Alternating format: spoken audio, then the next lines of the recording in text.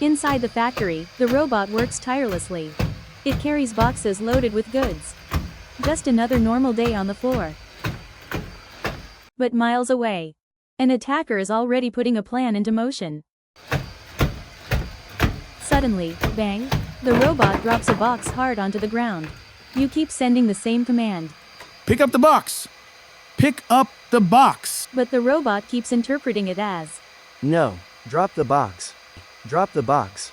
because at this point, its brain has already been replaced by the attacker. Every command you send is twisted into whatever the attacker wants. So how does an attack like this actually happen? First, attackers get into the robot's operating system. Then they swap in a compromised AI model. But what if you could catch it before it even begins? If someone swaps the model, our Robotic Security Operations Center detects the AI model's file hash changing, and the model going unsigned right away.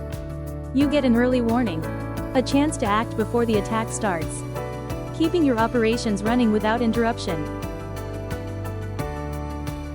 Contact Lab R7 to validate every AI robot before it reaches your customers.